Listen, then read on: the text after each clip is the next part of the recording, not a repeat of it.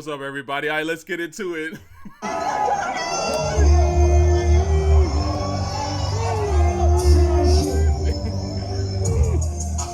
my! Oh, oh my! Oh, let's go, Pierre. Oh my! New Hall. Oh my! New Hall. No swag. New Hall. This is hip hop, man. This is what hip hop's supposed to do. Give us confidence, make us feel good, dance. Right? This is hip hop. Playboy Cardi is hip hop. Okay?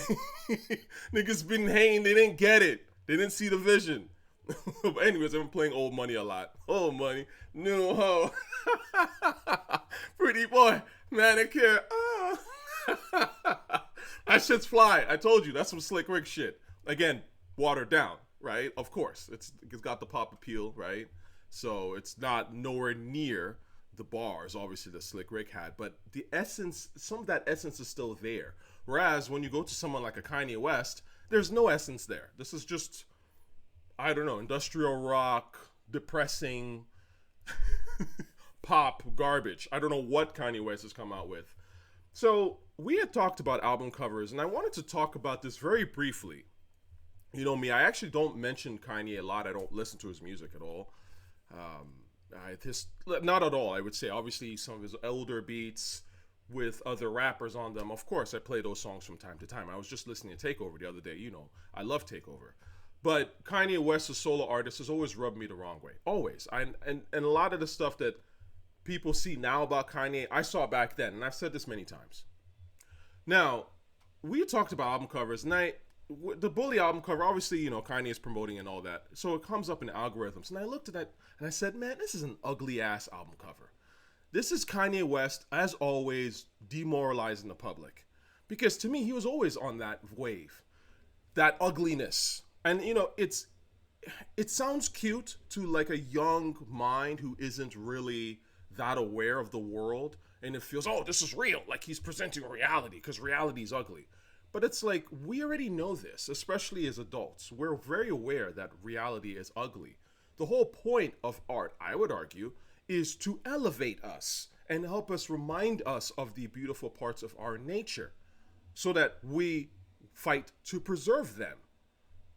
Right? So you telling me life's ugly, I'm ugly, you're ugly. It's like, you're not doing anything special. Now, again, to a young mind or a lesser mind, and I hate to sound elitist, but it's to someone who thinks in that vein, a depressed mind, they might look at this as real. But to me, it's like, any idiot can do this, but who can actually elevate? Who can present beauty in the world that gets us thinking on a higher plane? That's harder, way harder. That's where the real art lies. And Kanye West is not that guy, and he never has been. This to me, I mean, again, it's part of selling ugliness. Kendrick Lamar does this, Baby Keem, or whatever, his cousin. It's the same kind of, I'm so ugly, life sucks vibe. Sorry, not falling for it, not listening to it. And I know who your audience is. Your audience is someone like a Fantano. You know, it's not me, okay? Anyway, but it's fine. If it works and it sells, look, people profit off misery all the time. It is what it is, unfortunately. You see that with war. If that isn't profiting off misery, I don't know what is. The truth of the matter is that, especially individuals who start wars, like the socialists and Muslims of the world, they're trying to profit off misery. So, you know, it is what it is. Now, see, this is not a new thing either. Because someone would say, oh, well, Kanye West, you know, he lost his way. He just became anti-Semitic and you know, his mom died. No, Kanye West has been selling you ugliness from the very beginning, that mediocrity. Again, I remember when College Dropout came out. When we talk about album covers, this guy looks depressed. A little depressed dweeb, you know, on the bleach. That's not hip hop. I'm sorry. Now, on its own is not necessarily a bad thing, if that makes sense. I mean, it's a little, again, lower energy than I would prefer in my hip hop. But again, because of the fact that I know around this time that Kanye West was doing his desperate bid, is trying to have his 50 Cent 9 shots moment, right, by turning the car accident that he caused into, see, Lord wanted me to be here so I can spit these, mediocre rhymes to you. And it was like, that is some of the most narcissistic shit ever. No one talks about the person he injured, how that person, I think, probably ended up being paralyzed or something of that nature. It's not even mentioned. That is when I was like, this Kanye guy, again, did I predict that he would be an anti-Semitic loser? No. But I knew he was essentially a white guy rapping. That was his whole vibe, right? He came in with the, whatever y'all call it, the sort of the it wasn't even, it was polo, but it was like very prep school. He's a white guy. His whole vibe was white. Respectfully. And again, a certain type of white person, because this is not all white people, obviously. But it rang very casual to me at that time, even. And again, you know what? In hip hop, sometimes you can do something that's a little different. I mean, after all, Kwame, I think, had polka dots and he was dressing preppy too, but he was still hip hop, right? And the point is that even once in a while, you can come out with something that's a little casual oriented in hip hop, and we're okay with it to a certain extent. If it's, again, it's about being fresh, about doing something a little different. But when you consistently show that you are actually that kind of individual that is just really dragging us down emotionally, right? I mean, someone has to say something. And again, this is always who Kanye has been. He's always been this kind of like, mush mouth, kind of guy. I'm just being real with you. Now, you compare that to someone like a Nas, right? Look at how Nas comes out. Illmatic. He's not depressed on this cover. He's kind of like world weary, even as a kid, right? There's a lot of levels to this shit, which is why one of the greatest album covers ever. There's a lot of levels. You could even argue that there's an element of hope in there, right? It's not all bleak. It's bleak. Don't get me wrong. It's a little bleak, but it's not all bleak, right? And there is a bit of warmth there, even if there's a bit of a distance. Again, there's tones involved. And Nas went from here and just, I would argue, kind of got more brighter, introspective, interesting. And so now you see him with the Light Years album, which I thought was whack, and I told you it was whack the day of. And people are just now figuring out that, in fact, it was always a whack album, respectfully. Again, two of the greatest to ever do it with Primo and Nas, but the album itself was whack. It is what it is. But again, you look at the album cover, and you're seeing guys who are ultimately in their own element, elder statesman types, right? They're not depressed, at least not that I can see.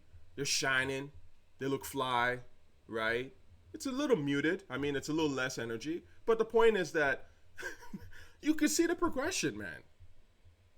Artists will tend to give you the same thing over and over again, especially if they know that it works. And one thing that works when it comes to Kanye is demoralization. He's very good at it, actually. Unfortunately. Anyway. That's one part of what I wanted to talk about. Speaking of Nas, for those of y'all who might not know this channel, I just found out about this recently. I'm not even sure how it came up to me. I don't know if someone sent this to me on IG or if it was the algorithm. But I thought this was interesting. So there's a gentleman who I guess is a music theorist of some sort who understands notes and what's actually happening. He can hear the notes, the chords, all that stuff. And so he was breaking down sort of the important note of the NY State of Mind, speaking of Nas, the Nas song. And I'm not going to play all of it because I do think that it's something, we can watch it together. Let me react to it, actually, because I do think that what he's saying here is really interesting and just goes to show you that just because you think music is subjective doesn't mean that music is actually subjective. There are objective things happening in art, okay? Art is a mix of the objective and the subjective. So for you to just say, it's all subjective, it's bullshit, right? Clearly you don't care and you are not really all that invested. It's a mix of both. That's what makes it powerful. Obviously, there are real things happening. When you look at Bully, for example, obviously there are real color choices, framing choices, the content. These are real things. Now, we can argue about what it means to us and how we feel about it, right? But ultimately, we can say this is exactly what this cover is about, right? Or this is essentially what the colors are being used, the framing. Why is it this way? And even the close-up shot of it. It's there to shock and to intimidate and make you feel claustrophobic because the framing is so tight, right? Do you want that? we can argue, yes, we do, or no, we don't. I don't want that shit. So this argument that things are just only subjective to me is just, again, plebe shit. Right here. That's it. This might be one of the most important notes in the entire song. Why does this bass line, first of all, sound, like you said, dark, maybe exotic? Sinister. Sinister is the word I'm looking for. 100%. Yeah. This is the bass line.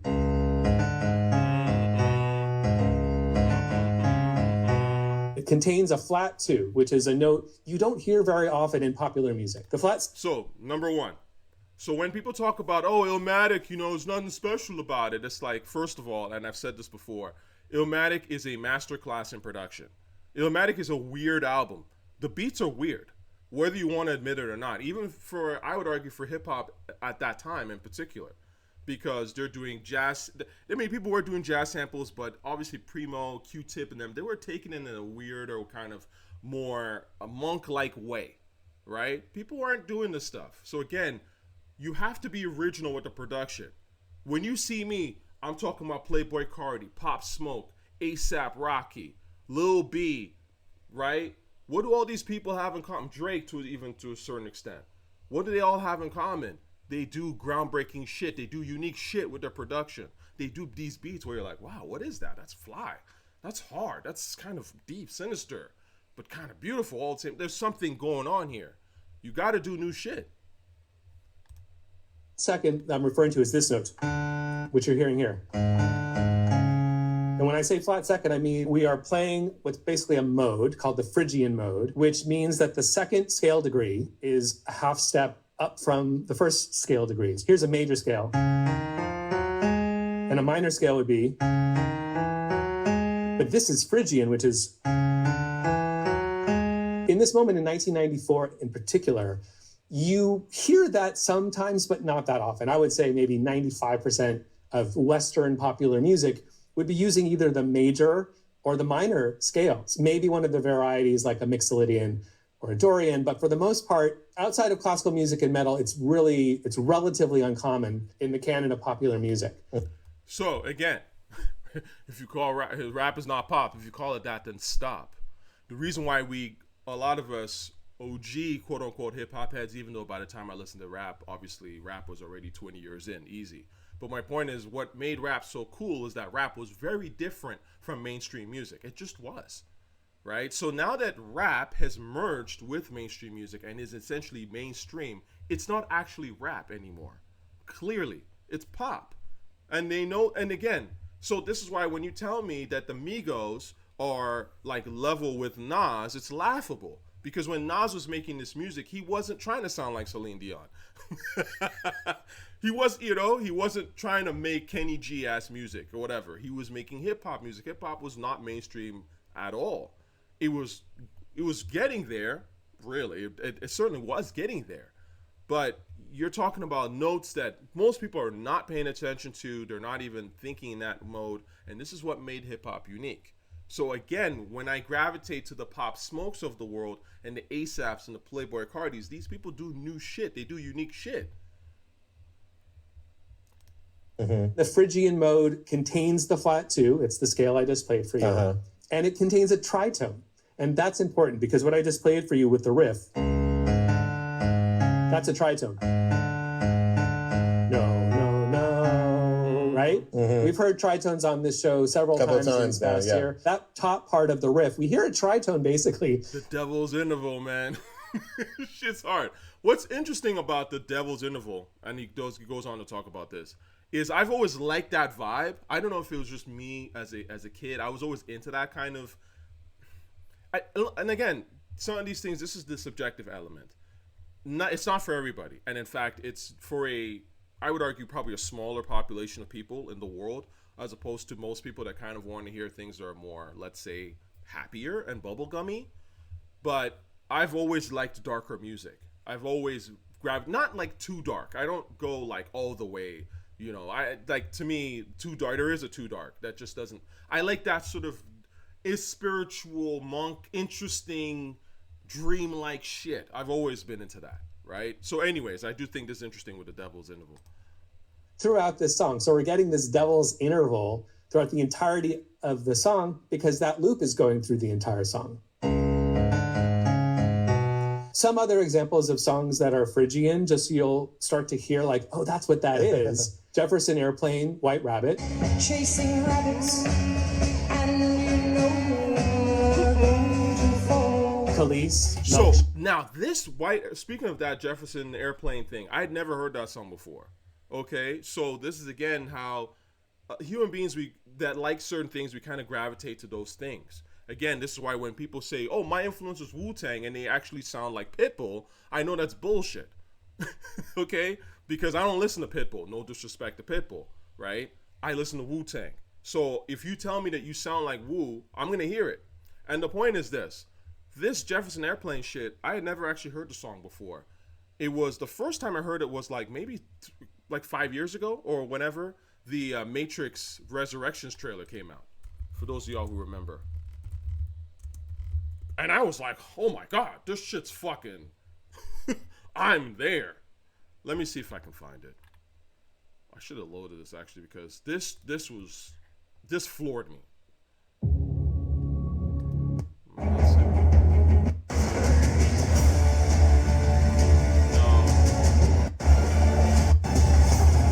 No, this is not good.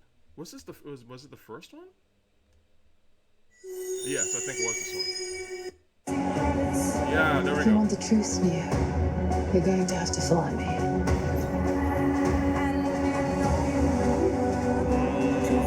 The only thing that matters to you is still here. Shit. This is my shit.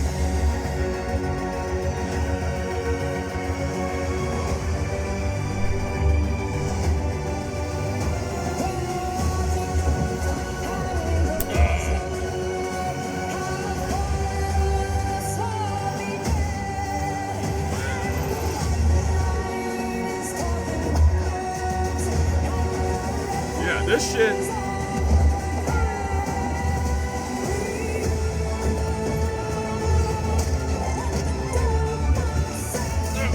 Let's go. Listen, I saw this shit and I was like, oh, this movie's gonna be incredible. Unfortunately, it was trash. With all due respect, and I love the Wachowskis. But it was not very good. Anyway, what am I trying to say? We gravitate to this kind of shit. But anyways, can't wait. My comic, and I'm gonna show you, because this is the stuff to me that's missing. It's just that otherworldly shit when what has to make sense. It has to be interesting, emotional, all that shit. But anyways, my point is this, and I go back to this, is that this human behavior is not new. We've been on the planet for what, hundreds of thousands of years. We've been making music ever since then, right? So there's certain things that people know objectively that we can observe about people and why they like, what they're playing, and what it actually sounds like, blah, blah. So this argument, again, that like stuff is so subjective and out there is so ridiculous to me. Anyway. Jake. Yeah, and they're like, right? I can teach you, but I have to. Montel Jordan's This Is How We Do It. That's a half step up. Again, these are hip hop records. So I'll let you watch the rest of that, but I just want to hone that. Okay, I love this particular little segment because music as art in general is not as subjective as you want it to be, and I say that to the heap to the bots out there. There is a lot of objectivity going on. But again, there is, of course, a subjective. And that's why we love it so much. Anyway, love y'all.